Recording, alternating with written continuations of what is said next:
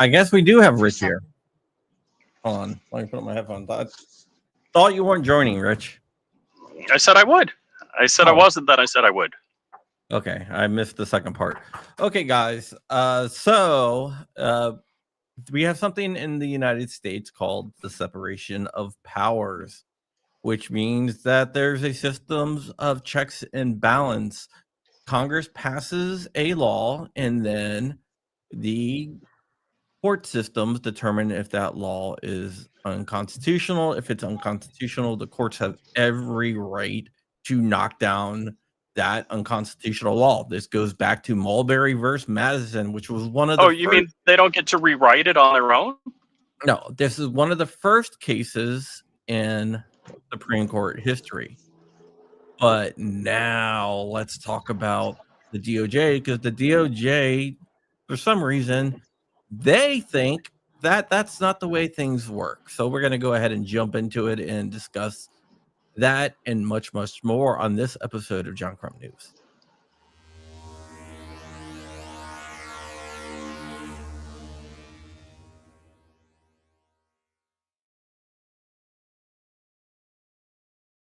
Okay, so I'm going to pull up a couple different tweets here so you can see up on the screen what I am talking about. The first one is from Gates McGavick. Gates McGavick, you might be like, who the hell is that? This is the official spokesperson for the DOJ, and this is the DOJ stance. So I'm going to go ahead. Yeah, I'm going to go ahead and pull this up here. And we'll go ahead and take a look at it.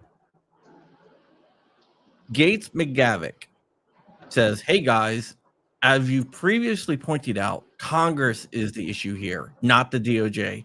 Registration requirements may be a bad idea, but it's a worse idea to have the courts overturn the rule of Congress unilaterally. You guys know that AG Bondi is a staunch 2A advocate, but that doesn't get as many clicks, right? So this is an official spokesperson from the DOJ totally misunderstanding the purpose of the courts. The courts, the whole entire purpose for existence is to balance out the legislature to rule if a law is unconstitutional and knock down that law if it's unconstitutional. That's where you checks and balances. This goes back to Madison versus Marbury, who said if a law is repugnant of the Constitution, then it is void, and the courts have every right to knock down an unconstitutional law. So this is an official spokesperson for the DOJ trying to state that the courts should not have the right to overturn an unconstitutional law. And that's why they're defending the NFA. I was going to say, now that's in reference to the NFA. Correct.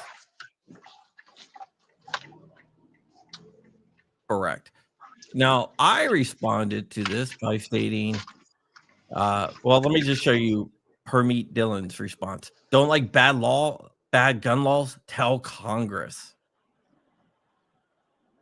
Well, we can go ahead and tell Congress that, but also the courts have a right to knock down bad gun laws. Harmy Dillon, constitutional. Harmy Dillon is Trump's former attorney that he appointed to what judgeship?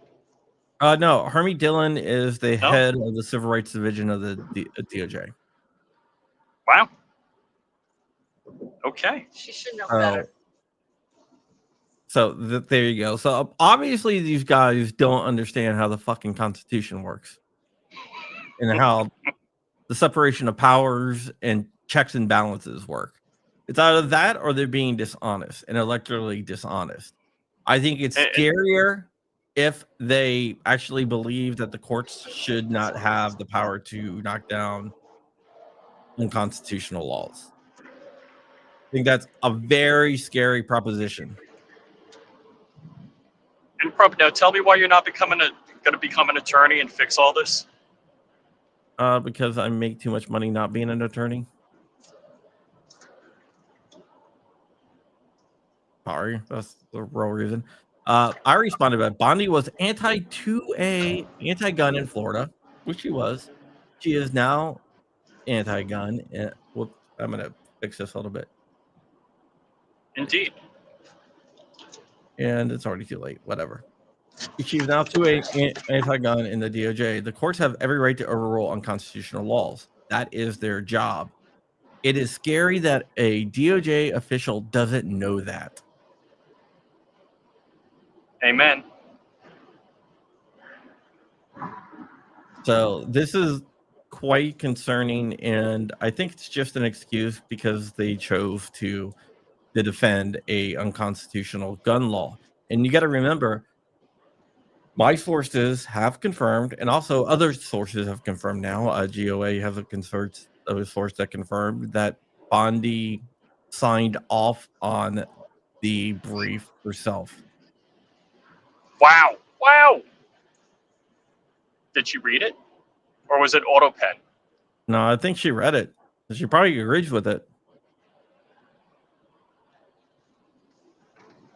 Did she have ChatGPT summarize it for her? Probably. But this is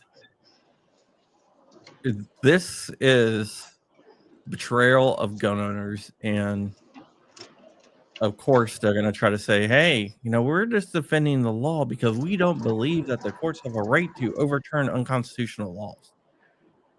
Mm-hmm. And once again, I go back to stating that they are either the shittiest attorneys on the face of the planet, which they're not, they're smart people, or they're intellectually dishonest and they're trying to defend the undefendable by stating. Go ahead. Well, their defense was really pretty cockamamie. They're stretching and twisting all sorts of things. In the interstate commerce clause, I'm like, it's the interstate commerce clause is a horrific decision. Yeah, but they will defend it to the death. If you read the brief that we did, there was a lot of talking points from Everytown and like the anti-gun groups. That's why I sent Harmeet Dillon a message asking her when she's going to start working for Everytown. Whoa. Whoa. So they got the cliff notes from Everytown, is what you're saying. Oh, that brief reads like weapons of war and stuff like that. Mm-hmm. Mm-hmm. And stuff like that. So I 100% believe that they work a lot with Everytown. Right now, this is going to hurt me to say, but right now the DOJ is more anti-gun than ATF. Not even close. Yep. Not even close. And that is something that I thought was, whatever. Pretty amazing. Yeah, like bump stocks overturned after millions of tax dollars spent. Exactly. And talking about like, oh, it's the will of Congress. Congress told you not to defend this. Congress tried to do it. It was a Democrat. It was a Democrat who happened to be the Senate parliamentarian that blocked this. So the will of Congress seems like it would have been to overturn this, since the majority in the House and the majority of the Senate wanted the NFA to go away. And you're trying to say that, hey, we're just doing the will of Congress. No, you're not.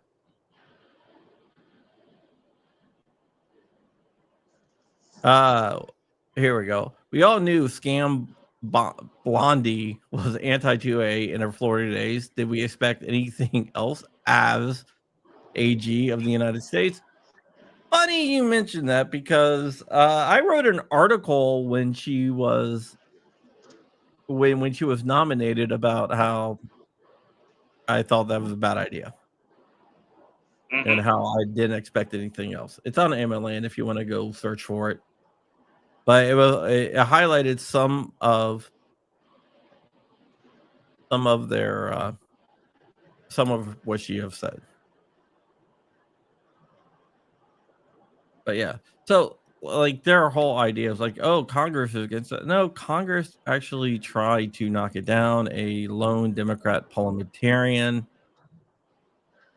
blocked it from removing from the NFA. So if you're going to use that argument, it looks like Congress actually did that, and Congress told you not to defend this lawsuit, and yet you did. You know, That's pretty outrageous, and yeah, I'm not happy on several levels. yeah. Well, I'm not happy. And I guess one of them is, how dumb do they think we are? Well, they're not like, we know Madison versus Mulberry. Most of the audience out there knows Madison versus Mulberry and how the courts have every right, and that's their entire purpose of existing. On at least these courts, the courts we're talking about here, to look at unconstitutional laws and knock down unconstitutional laws and uphold constitutional laws. That's their whole right, or that's the whole entire purpose for existing. But yeah, oh, here it is. My article, just to prove that I'm not changing my tune. I always didn't like Bondi, whatever. This is from way back in January 18th, 2025, before the inauguration. Wow. But there you go.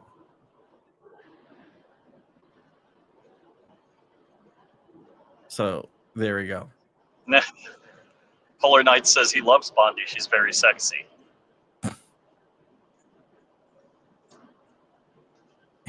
Yeah.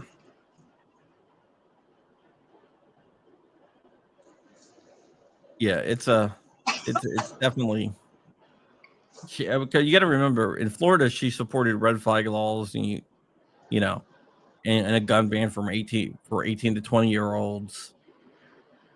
Yep. And she Well, and she we're also working hard. universal background checks. So we're working hard to change that here in Florida. Yeah, you got Hughes carry now. And guess what I'm not doing? Open carrying. I'm not carrying because I'm going to New York. Yeah. If you ever want to sue the government, talk to me. I'll help you.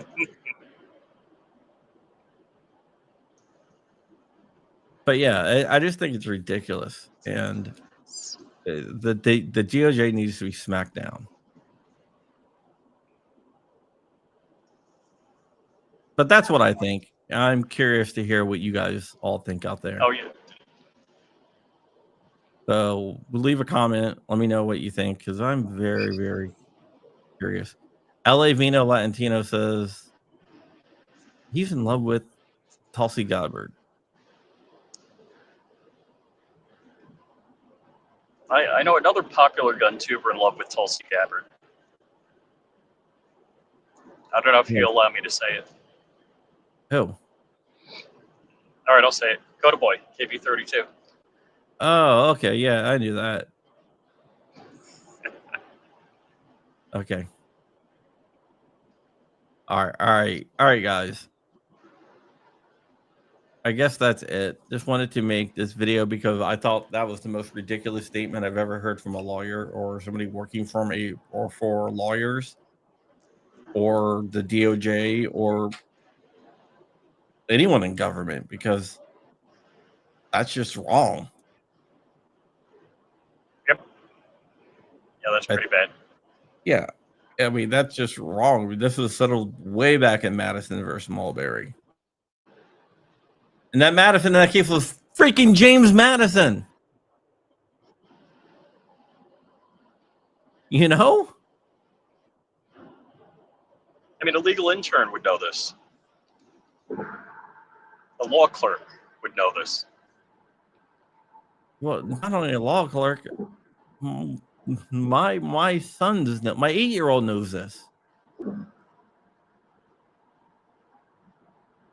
My 8-year-old knows all about that. All about Madison versus Mulberry and stuff like that. So if an 8-year-old knows about it, you know, it's elementary, right? Amen.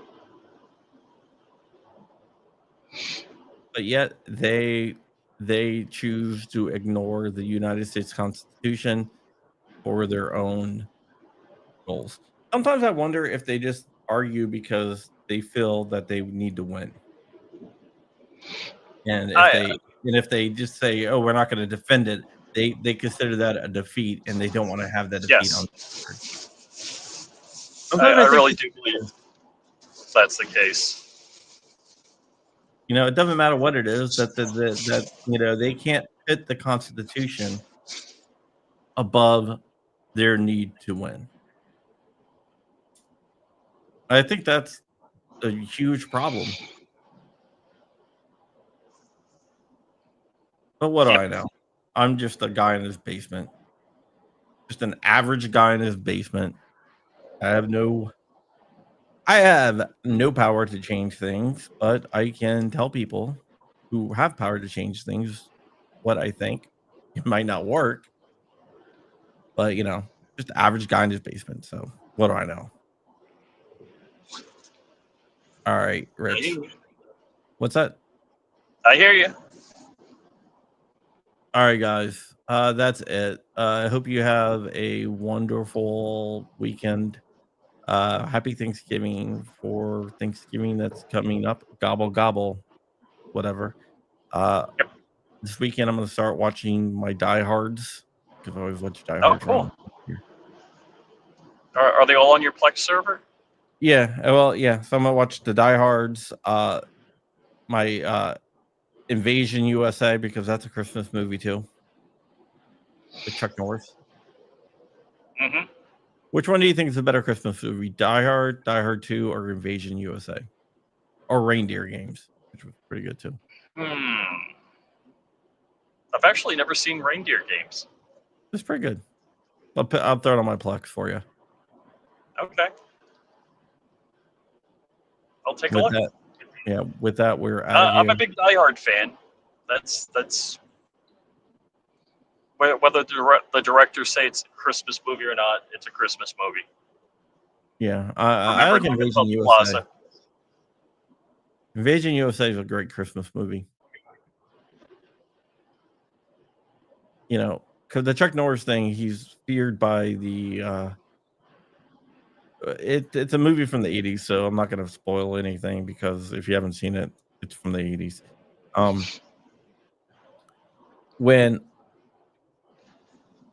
No, Invasion USA was set at the Florida. They came over from Cuba. Cause I like that movie because Chuck Norris was such a badass in that movie that they showed the bad guys having nightmares about him. And their plan to stop the terrorists was to surround the building with the army and lock all the terrorists in a building with Chuck Norris. No one else, just Chuck Norris and all the terrorists in a building and just let him do it. This will stop us from talking about Epstein. No, it will not, because I will keep on talking about Jeffrey Epstein. All right, guys, that's it. I will see you guys later. Call the White House and demand that they put pressure on the DOJ to drop their stupid stance on this whole entire damn thing. Do we have the White House phone number handy? I am getting it right now, and I will go ahead and put it in the chat. So if you want to call the White House, it is 202-456-1414. 202-456-1414. So there you go. And Polar Nights, you enjoy the nights up near the North Pole. You don't know, Polar Nights is one of our viewers on Twitch, and he is from Scandinavia. I thought Norway, right? Norway's part of So Scandinavia. what day do they celebrate Thanksgiving in Norway? I don't know. They don't. They might. Not our Thanksgiving. They might have their own Thanksgiving. That's why Canada has a Thanksgiving.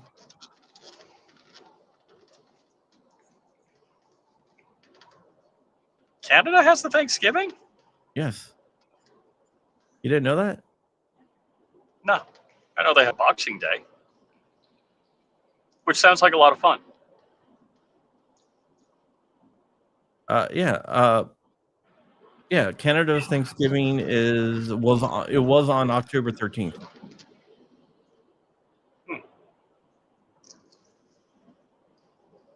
So there you go.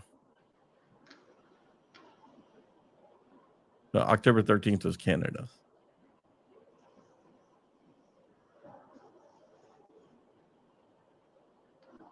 No problem. I call. I'm once again. I've never been a Trump fan. Rich has been the Trump fan out of the two of us.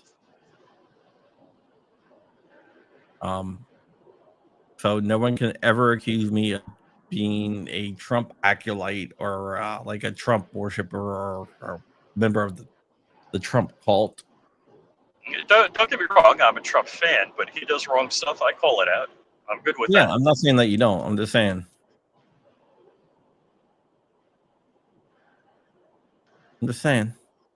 All right, guys. That's it. Have a happy weekend, a happy Thanksgiving. If you're going out of town, drive safe, whatever. The airport yesterday was insane when I flew back in. But I don't have to fly anywhere for 5 to 6 weeks. So there you go. Cool. All right. Happy days, Rick. Happy day. Happy Joe. I knew that was coming.